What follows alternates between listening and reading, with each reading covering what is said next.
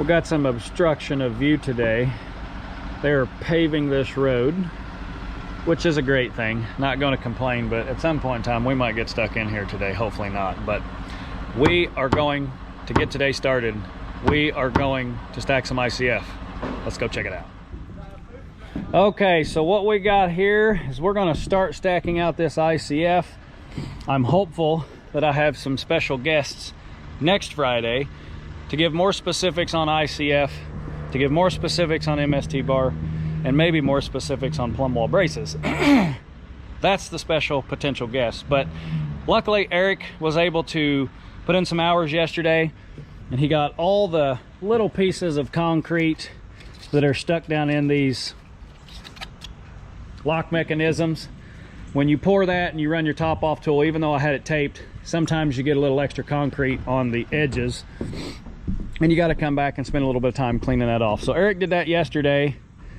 We're going to stack this out, and the goal for today is to get up onto this top, which means once we get essentially 3 courses of ICF stacked, we got to cut this roof off so that we can run our ICF on top. Hopefully this is a really nice flat surface, on top of that flat surface over to the masonry wall that is on the actual tower. So Eric got some ICF up here, as you can see. He's got some corners and some straights. We got multiple things going on. I had to go to the pool build this morning. Now I'm here. Luckily Eric was able to put some time in this morning before I got here. So let's, first and foremost, now that I have 15 feet of ICF, I'm going to set the laser up here in the center of the floor, and I am just going to confirm that all of my ICF is level. It doesn't have to be, but I prefer it to be, so when I get up to the next 11-foot height, I know that I don't have to make any adjustments in case something moved or jumped around or did anything crazy or lifted. And I know for a fact this block here, you guys can see that.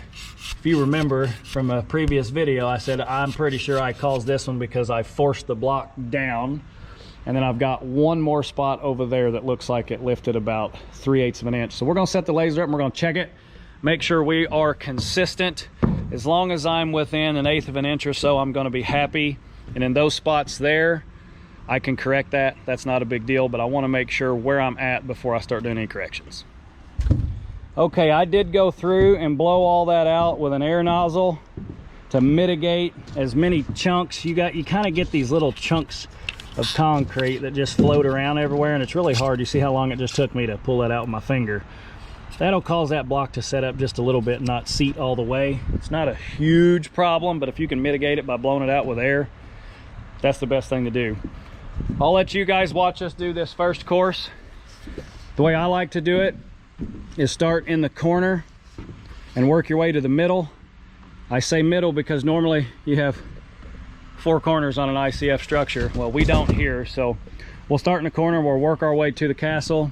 We'll start in the corner, we'll work our way to the castle, or since we do have 2 corners out here, we'll start in that corner, work our way to the middle, start in the corner, work our way to the middle. We'll get this first level set, and then we're going to take the laser and check everything and confirm that we are close enough for what we need on this first course before we get too many courses, and then it's very hard to make an adjustment.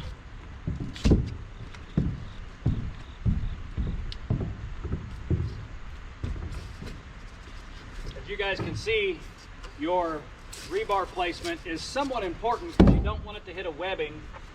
You can see I knew that this corner has webbing in the corner, so I put this corner rebar kind of out of the corner just a little bit to make sure I miss that piece of webbing.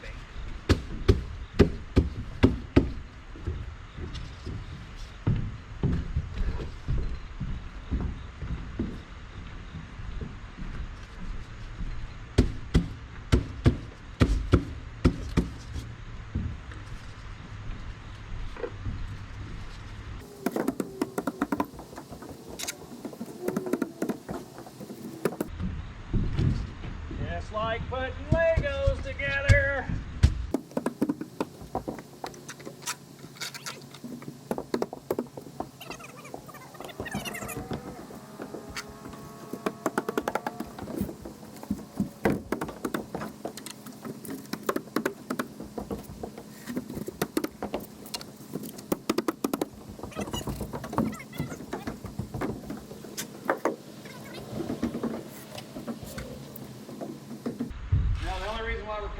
block here, as you guys have seen in previous videos, this is a common, and you don't want any less than 2 studs.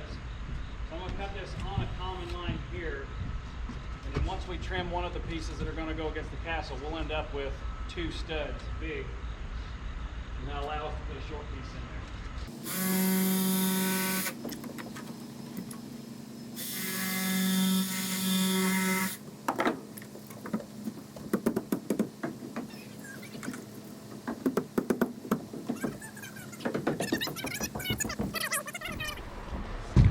Well, all right, I went around and checked everything.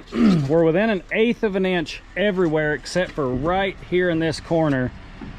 And we're in between 1/4 and 3/8 high.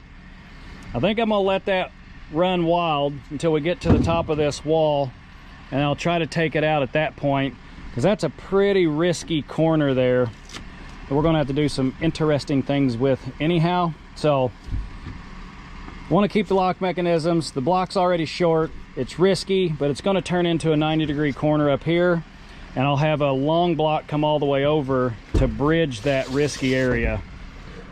We're gonna let it ride. Put you guys on time lapse. We're gonna get another course stacked out here, get these end cuts in, and then probably start tearing the roof off.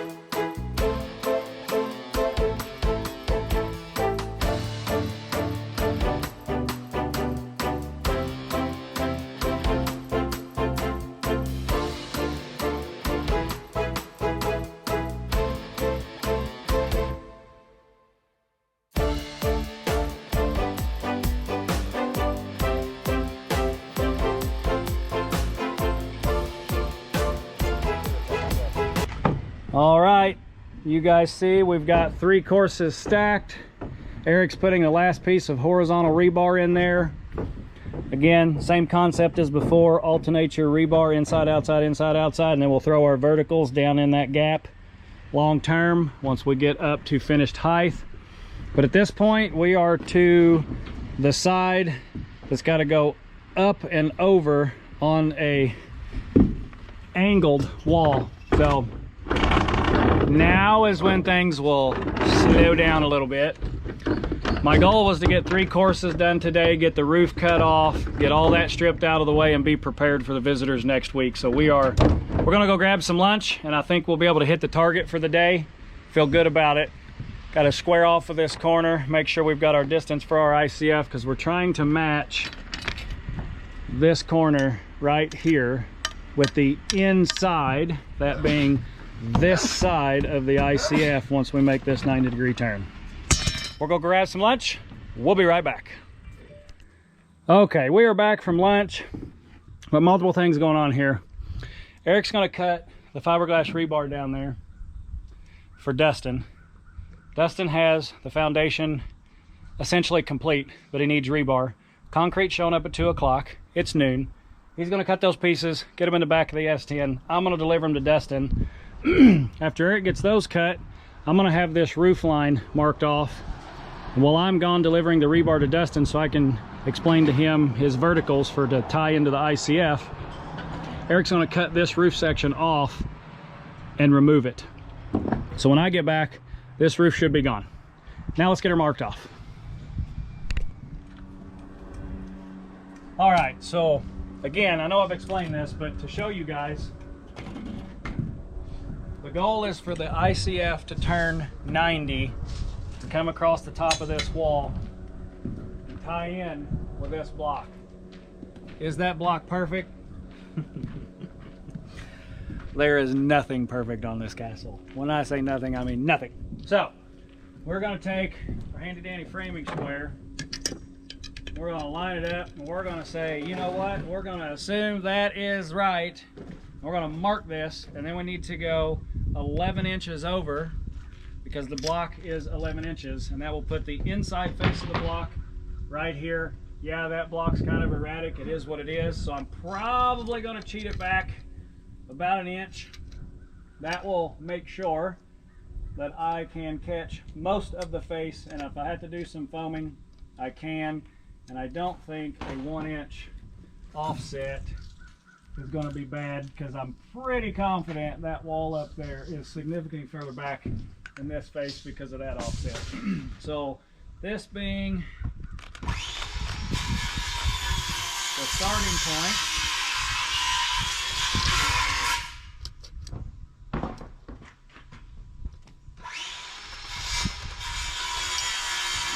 now we take our 11 inches, and this is all from the original builder, believe it or not, from whatever year this was done. Sometimes people leave a mess, I do too.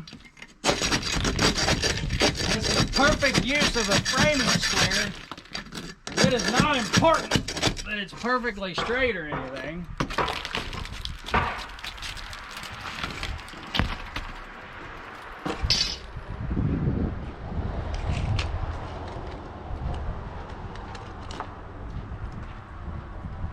Give us a mark. Now, I mean, since everything else is straight, square, and plumb, I should be able to just measure right off the edge of this shingle and see what that distance is and do the same thing down there, right? Yeah, probably not. So realistically, I don't have anything good to go off of other than my square. Get our 11 inch over.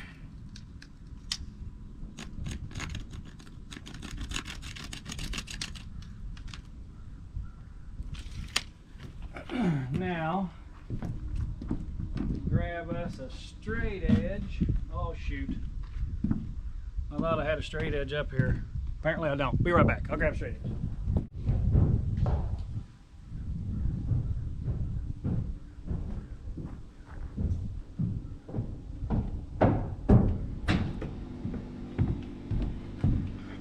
Now I can confirm my straight edge. See how my first mark came out.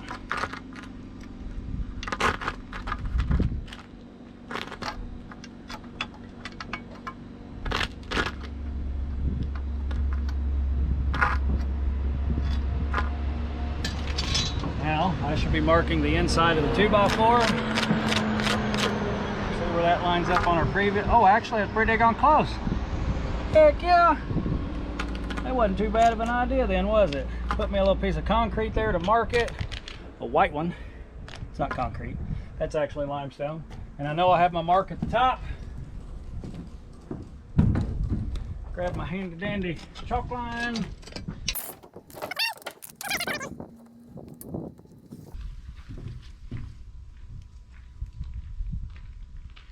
Oh, wait a minute. Don't do that. That's my 1 inch over mark. I gotta move that 11 inches. Dang. Well, I can already tell you, that's way off. Huh? 20. 40. 40. 40. I can already tell you that's way off. My 11 inch mark is here. We can, here, I'll just show you how far off that is.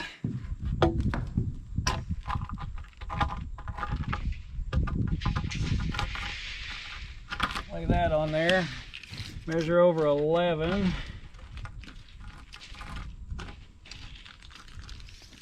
Yeah, we're on our mark up there. I can assure you that is beyond the wall that's underneath this roof. I can see it.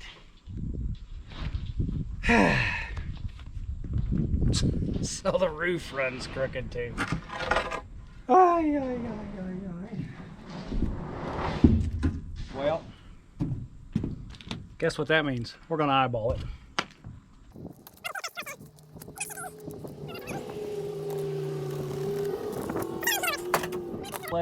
Let's make sure. Measure twice, chalk once, right?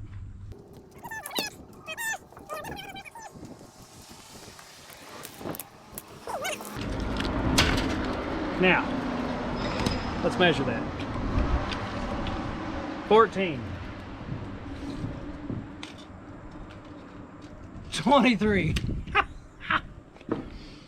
Oh, I love it. I just love this castle, I tell you. It never, ever ceases to amaze. So, there you have it. Eric's gonna cut that off. Probably run a skill saw up through there first and finish it off with a Sawzall or something like that. Rip all this off, and then when I get back, we're gonna just get the one block up and our 90-degree turned. Because if I have the professionals here next week, I'd like for them to talk through how they would normally do something like this so that you guys can hear it from someone who's got way more experience in this stuff than me. And then I'll tell you what I think about their idea. Well, apparently Erica's struggling with the instructions of record cutting the roof off, so you guys didn't get to see that. But he's got that top section off.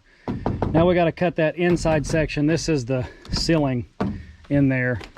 So I'm going to take Sawzall, rip that through, and figure out how we got to get these boards out here, because we got to get that down to the concrete mortar, whatever the heck you want to call it. So let's get that cut, start stripping it off there, see what it looks like.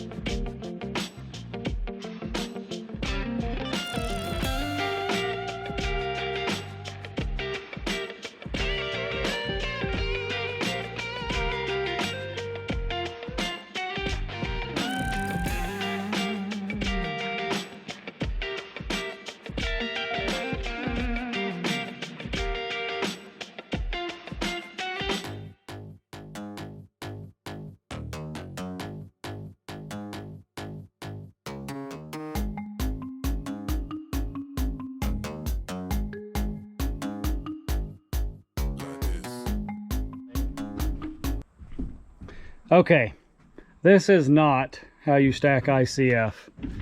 As you guys saw there on time lapse, I was thinking I'd be able to cut that angle on a corner and then just transfer it up.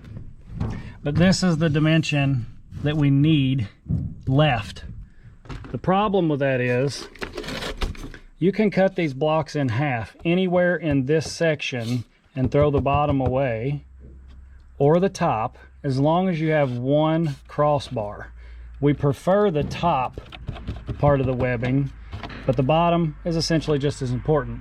But if you're going to cut it in half to do a gap filler, you got to stay within this window, and that distance actually puts me right here, and there's nothing that's going to hold the block together. So it's useless to put foam in there because there is no support.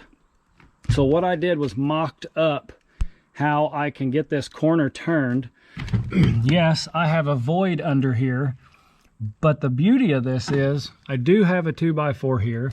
I have all of my studs down this entire ICF wall, so I can get me a piece of blocking in here, screwed off to this board, screwed off to a board that comes across these studs, support this with an L bracket whenever I go to strap, same thing there.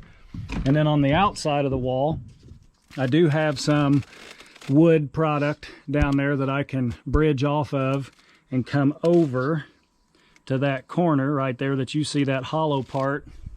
Don't know if you guys can see that better from over here or not. I can't see what you're seeing, but you can see that void down there, and I have wood product right down in here and wood product there that I can frame some stuff off of to support that corner and keep the concrete inside of that corner. Will it be a risky corner? Absolutely. But I believe we can do some stuff there. I cut the tips off of this ICF corner. I do have to make sure that this is level. I might have to trim that a little bit more. But I wanted to get this mocked up before we left today, so when we come back, we know exactly what we're going to do in this corner to carry this wall on forward. And if you visualize that level line, the next bottom straight block, which is 4 foot long, is going to be cut at a really long angle, and we'll end up with a flat top to something over here that's going to create a void, because again, I have to stay from the bottom of this webbing to the top of that block. So there's going to be a small triangle in here that does not get filled in with ICF, and I'll foam it and throw a board over it. Honestly, I'll probably run a board, a 2x8 or something, maybe even a 2x12, all the way up this entire side, screw it to this 2x4, and trap this entire thing and tie it to that 2x4 ledger. But that's today's video. Today's my anniversary, so I'm quitting about an hour early so I can go spend the evening with my wife for our anniversary. But I will let you guys have an amazing view to end the video. Hopefully you guys enjoyed, and as always, like, comment, subscribe.